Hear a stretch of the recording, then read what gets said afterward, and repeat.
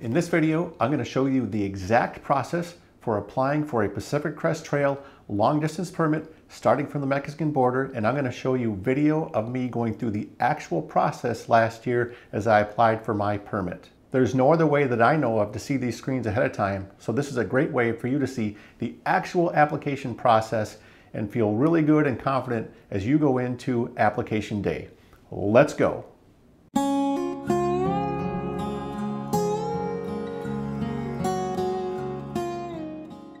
Last year, when I applied for my PCT permit, I was a little bit apprehensive because I didn't know exactly what was going to happen as I applied for it. Because of that, I made this video to help reduce that uncertainty for you and have you feel as confident as possible going into the application process. For trips starting at the Mexican border, the application process opens on November 9th at 10:30 a.m. Pacific time. I strongly suggest going out to the PCTA website and reading all of the important material regarding PCT long distance permits and PCT hiking. I also strongly suggest joining the PCT Class of 2022 Facebook page. There's a lot of great information on the Facebook page, and it's a fantastic way to keep up with what's happening on the day that you're applying for your permit. During the application process, you're going to need the following pieces of information: your name, your address, your starting location, which I assume is going to be Mexico, your ending location, which is likely to be Canada, your start date, your end date. Now for start date, I recommend having every possible date ranked in priority order for yourself. So if you know there's only 10 different dates that you can start, just rank them in order from 1 to 10. So when you get there, if your most preferred date isn't available, you can quickly move on to the next one. For your end date, just pick something reasonable. So if you're planning to do a through hike, you're not going to want to put 2 weeks out. Pick something like 5 or 6 months in the future, and that'll be fine. You don't have to worry your permit doesn't expire on that date or anything like that. So just pick something reasonable. The last thing is if you're hiking with a child, you need your child's date of birth, because they don't actually need a permit if they are under 18 on the date you start your hike. They do need to be listed on your permit, but they don't need to have their own permit if they're a minor. Once you've gathered this information and read all the stuff on the PCTA website, there's really nothing else for you to do until permit day. So here's exactly how permit day is going to work. You'll go to the permit page, click on the PCT long distance permit option, scroll down to the Apply for a Long Distance Permit section. Click on How to Apply for a Long Distance Permit, and then click on Apply for a PCT Long Distance Permit. From there, you'll just sit at a waiting screen until the process starts. Now, there's no advantage to getting there early, but I do suggest getting there like 45 minutes ahead of time, just to make sure you've got everything set for yourself. That way, if something crazy happens, like you can't find your laptop, or it wants you to reboot, or you're running out of power, you can get all that taken care of and you'll be perfectly ready to go right at 10:30 a.m. Pacific time. You definitely want to be there on time though, because if you get there after 10:30 a.m. Pacific time, you just get thrown to the back of the line, and that's going to make it really difficult to get a permit. At exactly 10:30 a.m., the process starts, and nothing other than luck is going to determine your place in line. At this point, a screen's going to pop up and tell you that you're officially in line. Now don't panic like I did last year. At first, it's not going to tell you what place you have in line. That actually takes a couple minutes for it to pop up. So just be patient. After a few minutes, it'll tell you what place you got.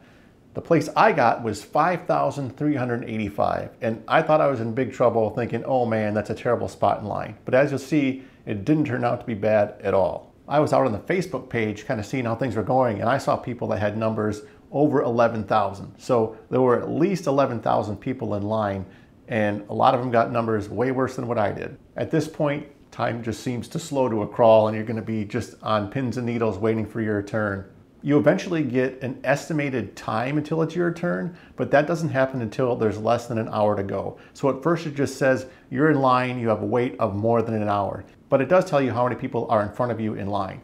Once you get under an hour, it will tell you approximately how many minutes you have left till it's your turn. Keep in mind that this number is not 100% accurate, and it's more than likely going to go a lot quicker than what it says. My suggestion is that once it gets under 30 minutes, just stay by your computer and be ready. You only have 10 minutes to accept your place in line once it's your turn. You have 20 minutes to complete the application process, which is plenty of time.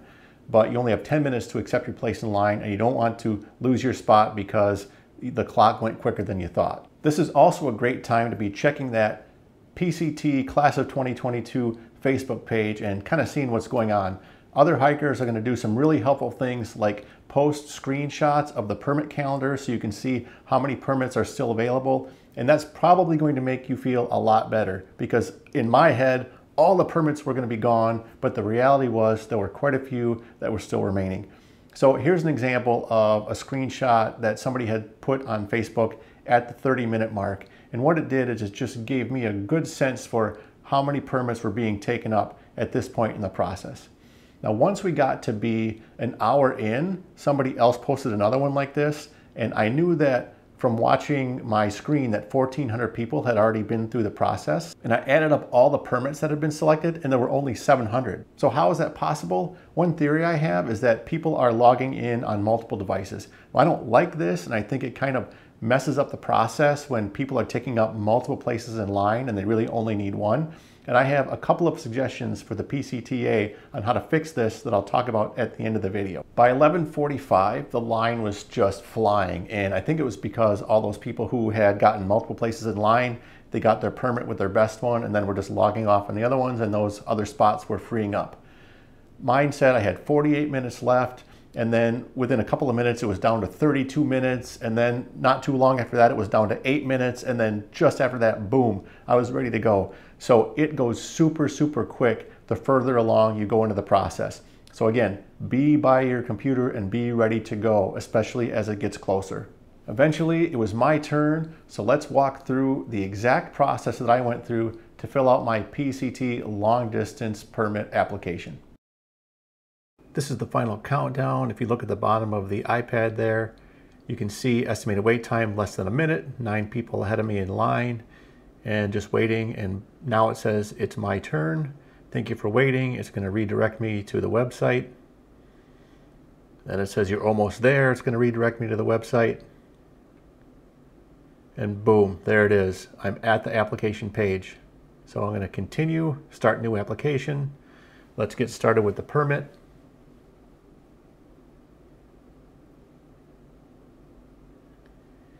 Picking the start and end location.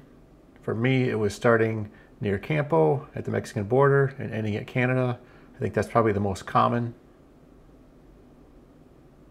And there are pick lists, so you don't even have to type anything in. Hit continue. And I want to start my trip on. So here's where you pick your dates. There are 50 permits available per day, and the number you see shows how many have already been taken. So on our date, the 29th, 27 had been taken. If you look at the 31st, 41 had been taken, so the number's yellow to indicate that it's getting pretty close to full.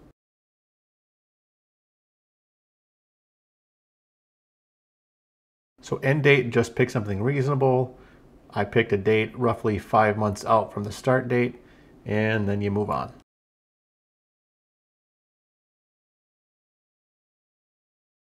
You select your method of travel. Most people it's going to be by foot. Then you start typing in your name. And I'm going to skip ahead of this part so you don't need to see all my personal information.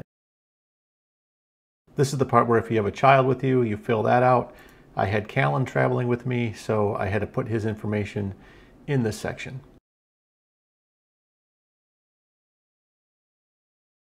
Next, you select if you want to make a donation, and then you can opt out of all of the emails and other things they want to send you if you want to do that. And then you hit continue, where it's going to ask you to agree to all the terms of the permit.